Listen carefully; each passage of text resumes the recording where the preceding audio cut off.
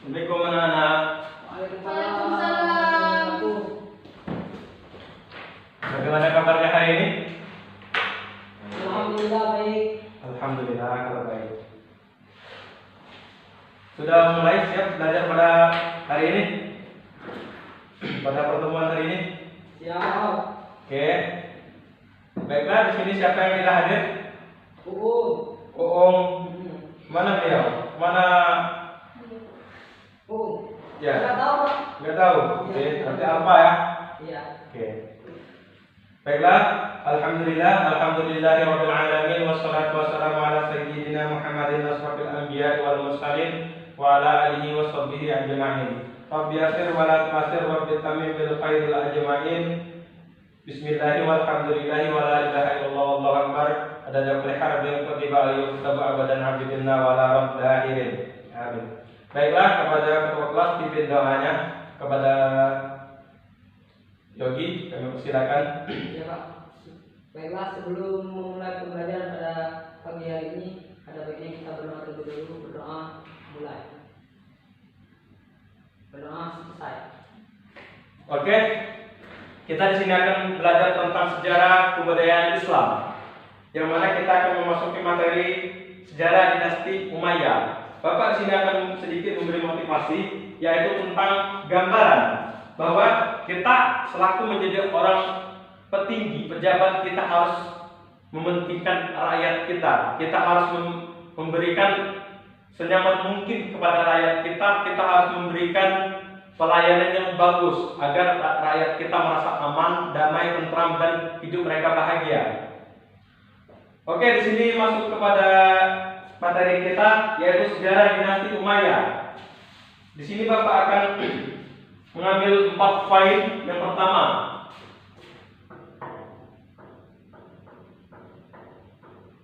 sejarahnya berdirinya dinasti Umayyah, yang mana bahwa diambil nama Umayyah itu berasal dari nama pemimpin di zaman dahulu, yaitu Umayyah bin Abdul Sam bin Abdul Manaf. Beliau masuk Islam beliau seorang pemimpin kabilah Quraisy di zaman jahiliyah. Beliau masuk agama Islam pada Fathul Mekah, masuk pada tahun ke-40 Hijriah. Latar belakang berdirinya dinasti Umayyah ini di pertikaian politik di kalangan umat Islam, terbunuhnya Khalifah Ali bin Abi Thalib. Ketika terbunuhnya Ali bin Abi Thalib ini di wilayah umat Islam di wilayah Irak mengangkat putra tertuanya Ali, yaitu Al Hasan, menjadi khalifah yang sah. Namun di sisi lain, di sini Muawiyah bin Abu Sufyan ini juga menobatkan diri sebagai khalifah.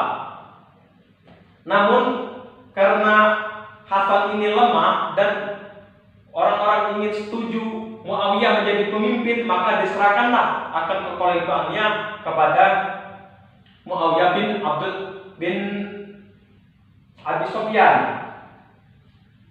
Kemudian karir politik Muawiyah itu pada masa Umar bin Khattab, beliau pernah diangkat menjadi kepala di sebuah kota Syria. Kesuksesannya menjadi pemimpin, kemudian dia diangkat menjadi gubernur di Syria oleh Umar bin Khattab.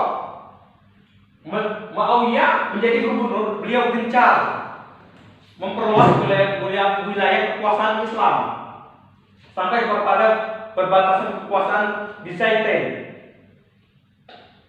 Kemudian itulah latar belakang sejarah berdirinya dinasti Bani Umayyah. Yang kedua, yaitu sistem pemerintahannya. Muawiyah bin Abdul Aziz menjadi khalifah pertama dinasti Bani Umayyah. Selama berkuasa di Syria, beliau mengandalkan orang-orang Syria dalam memperluas batasan wilayah Islam yang ia membentuk pasukan menjadi satu kekuatan militer yang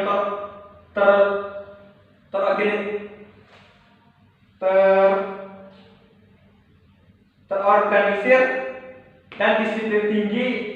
Ia juga membangun sebuah negara yang stabil dan terorganisir.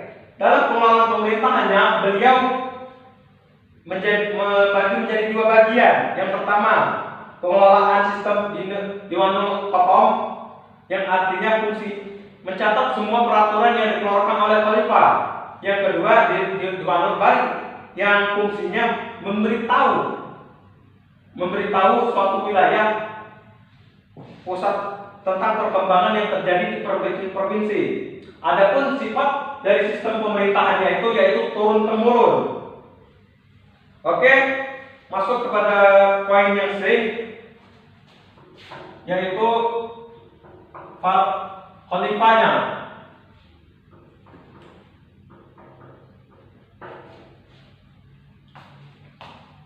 Khalifah Bani Umayyah berkuasa selama 90 tahun lebih, dari tahun 41 sampai 132 Hijriah. Pemerintahan di sana khalifahnya ada 14 orang. Yang pertama menjadi khalifah. Yang pertama yaitu Muawiyah bin Abu Sufyan. Nama lengkapnya yaitu Muawiyah bin Abi Sufyan bin Ham bin Harb bin Umayyah bin Abdul Sam bin Abdul Manaf. Ia lebih dikenal dipanggil yaitu Abu Abdurrahman, dan juga masyhur dipanggil Muawiyah bin Abu Sufyan. Ia dilahir di Mekah pada tahun 20 sebelum Hijriah. Ayahnya bernama Abu Sufyan dan ibunya bernama Hindun binti Utbah. Ia adalah sosok yang pasif, penyabar, berwibawa, berkulit putih, berbadan tinggi dan juga cerdas. Ia masuk agama Islam bersama dengan ayah dan ibunya dan saudaranya pada tahun pembukaan kota Mekah pada tahun 8 Hijriah. Ia pernah ikut perang dan juga adalah salah satu juru tulis Al-Quran. Karir politiknya ketika pemerintahan Umar bin Khattab, dia ditugaskan menjadi gubernur di Yordania, dan pada masa Utsman bin Affan dia ditugaskan menjadi gubernur di Syria. Ketika beliau menjadi khalifah, beliau mendirikan dinasti Bani Umayyah, dan juga beliau memindahkan ibu kota dari Madinah ke Madinah Munawwarah ke kota Damaskus di wilayah Syria. Pada masa pemerintahannya, dia selalu gencar ingin memperluaskan kekuasaan wilayah Islam, yang mana sempat terhenti pada masa Utsman bin Ali. Sifat pemerintahannya yaitu sistemnya turun temurun. Muawiyah bin Abu Sufyan berkuasa selama 20 tahun dan dia meninggal dunia dalam usia 80 tahun. Oke, next, lanjut ke khalifah yang kedua, yaitu Yazid bin Muawiyah. Yazid bin Muawiyah nama lengkapnya Yazid bin Muawiyah bin Abi Sufyan. Ia lahir pada tanggal 23 Juli pada tahun 650 Masehi. Pada masa pemerintahan khalifah ayahnya, beliau juga merupakan salah satu yang terpenting di dalam pemerintahan tersebut. Beliau pernah menjadi panglima perang yang diutus oleh ayahnya untuk menaklukkan kota Yazitum Tayu. Ketika beliau memimpin pasukan tersebut, beliau berhasil menguasai dan merebut kota tersebut. Ketika bapaknya wafat pada tanggal 6 Mei 680 Masehi, Yazid bin Muawiyah menjadi khalifah. Selanjutnya, ia menjabat dalam usia 34 tahun. Ketika Yazid menjadi tahta, tokoh pemerintahan di zaman tersebut, banyak para para rakyat menolak, para pejabat menolak untuk setia. Kemudian beliau mengirim surat-surat kepada gubernur, kepada petinggi-petinggi pejabat di sana untuk melakukan sumpah setia kepada beliau. Ketika beliau menjadi pemimpin, beliau banyak melakukan perbaikan, mencoba melanjutkan kebijakan ayahnya seperti kebijakan administrasi negara, memperbaiki pertahanan militer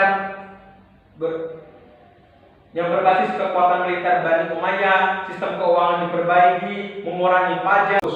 Ia meninggal pada tahun 64 Hijriah dalam usia 38 tahun dan masa pemerintahannya 3 tahun 6 bulan. Oke, masuk yang ketiga yaitu Muawiyah bin Yazid, yang mana Muawiyah bin Yazid adalah anak dari Yazid bin Muawiyah bin Abu Sufyan. Ia adalah seorang pemuda yang tampan. Dia disebut juga Abdurrahman. Beliau anak yang sangat lemah dan sering sakit-sakitan. Beliau adalah seorang ahli kimia pada masa pemerintahan kakeknya. Muawiyah bin Yazid menjadi khalifah atas dasar wasiat bapaknya pada bulan Rabiul Awal tahun 16 Hijriah. Di saat beliau memerintah menjadi khalifah, beliau belum sempat melakukan apa-apa saja karena sakit dan belum pernah menjadi imam untuk sholat rakyatnya. Adapun ada yang mengatakan beliau menjadi khalifah selama 40 hari, ada juga yang mengatakan 2 bulan, ada juga yang mengatakan 3 bulan, dan ada juga yang mengatakan 6 bulan. Oke, masuk ke yang keempat, yaitu Marwan bin Hakam. Marwan bin Hakam ini yaitu adalah cucu dari Abu As yang merupakan kakek dari Umar Utsman bin Affan. Karena terputusnya silsilah keturunan keluarga Muawiyah, maka para keluarga mengadakan musyawarah besar-besaran untuk melakukan penerusan pada masa kepemimpinan Khalifah Bani Umayyah ini. Akhirnya terpilihlah Marwan bin Hakam. Beliau memerintah selama 1 tahun, dari tahun 64 sampai 65 Hijriah. Pada masa itu Marwan bin Hakam ini bertentangan dengan Abdullah bin Zubair, sehingga terjadilah perang di antara kedua tersebut, yang mana disebut perang Marju Roti yang terjadi pada tahun 65 Hijriah. Ketika terjadinya perang, Abdullah ini kalah sehingga umat Islam di wilayah tersebut terpecah menjadi 2. Ada yang tunduk kepada Marwan bin Hakam dan ada juga yang tunduk kepada Abdullah bin Zubair. Sehingga ia mempunyai keinginan untuk mengkokohkan kekhalifahannya, maka beliau menikahi yaitu janda Ummul Khalid, yaitu janda Yazid bin Marwan. Marwan bin Hakam meninggal pada usia 63 tahun. Ia hanya menjabat beberapa bulan saja. Oke, masuk ke yang kelima, yaitu Abdullah Malik bin Marwan. Beliau pemerintahan menjadi khalifah sebagai ganti ayahnya karena ayahnya sudah meninggal. Di bawah kekuasaannya, kerajaan Muawiyah mencapai kekuasaan dan kemuliaan. Ia terpandang sebagai khalifah yang perkasa dan negarawan,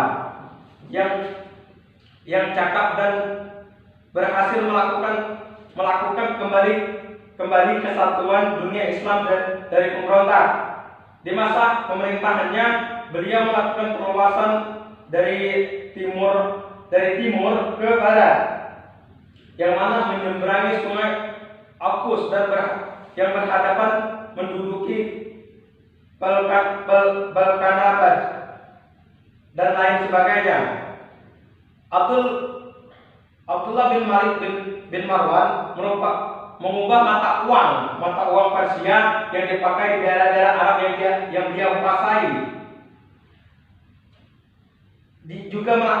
Beliau juga berhasil melakukan pemenahan administrasi pemerintahan, memperlakukan bahasa Arab sebagai bahasa nasional, pemerintahan Islam, dan dinasti Umayyah dapat mencapai puncak kejayaannya. Ia meninggal pada tahun 705 Masehi dalam usia 60 tahun.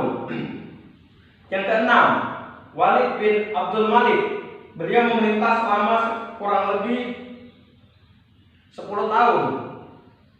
Umat Islam merasa hidup bahagia pada masa pemerintahan beliau karena banyak peristiwa besar, yaitu perluasan wilayah kekuasaan dari Afrika Utara menuju barat daya benua Eropa pada tahun 711 Masehi, penaklukan kota Spanyol dan lain sebagainya di bawah pemerintahan beliau. Selain melakukan perluasan wilayah kekuasaan Islam, Walid juga melakukan pembangunan besar-besaran selama pemerintahan untuk kemakmuran rakyatnya. Beliau meninggalkan nama yang sangat harum dalam sejumlah dinasti Bani Umayyah dan merupakan puncak keberhasilan daulat tersebut. Yang ketujuh, Sulaiman bin Abdul Malik. Beliau memerintah hanya sekitar 2 tahun 8 bulan saja. Ia lahir di Madinah pada tahun 54 Hijriah. Dia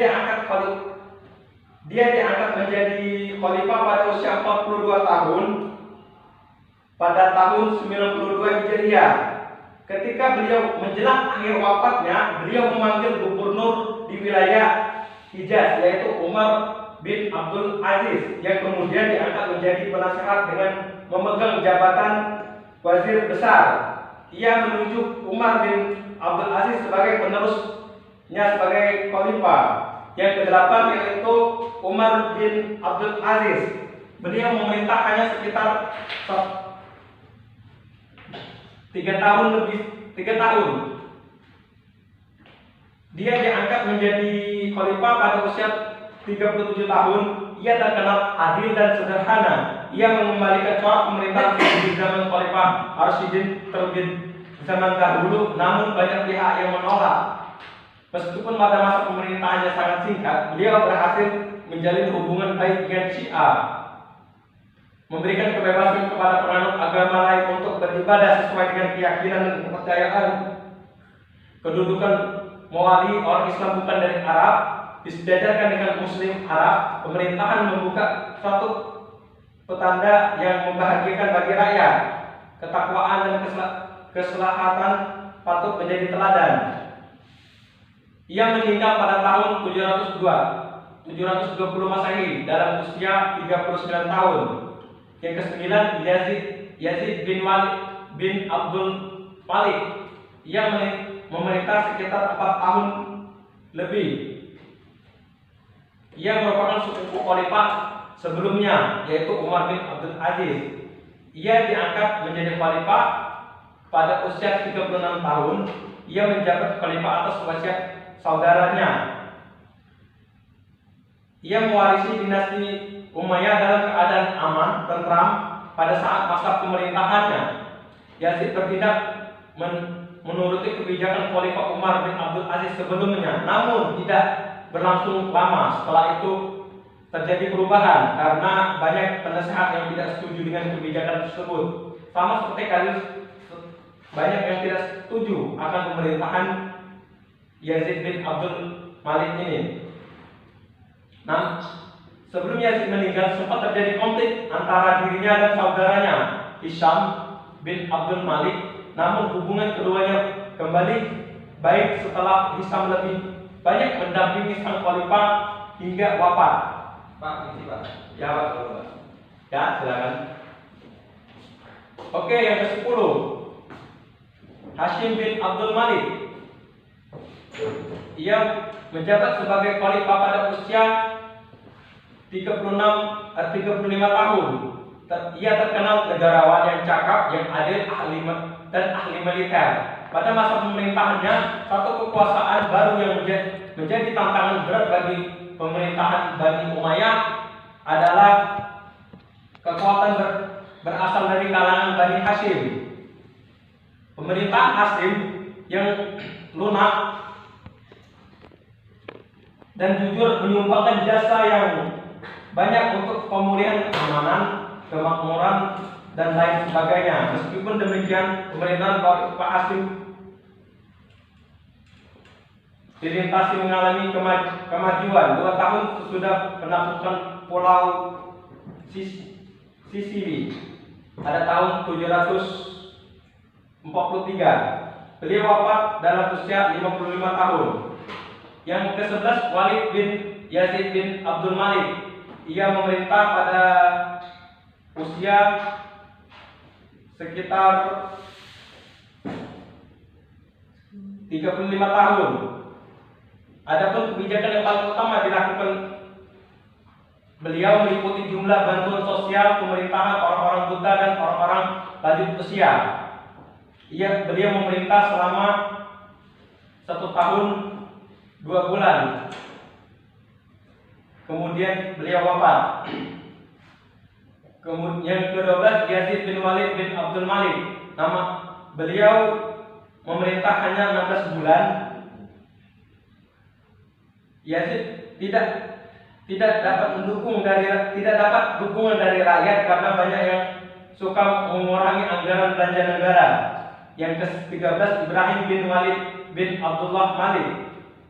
Beliau memerintah dari 1 tahun hanya 3 bulan saja. Dia diangkat menjadi khalifah rakyatnya karena yaitu keadaan negara semakin kacau dan munculnya beberapa pemberontak. Ia menggerakkan pasukan besar-besaran orang dari Armenia menuju Syria. Kemudian dia meninggal. Yang ke-14, Marwan bin Muhammad. Marwan bin Muhammad memerintah kurang lebih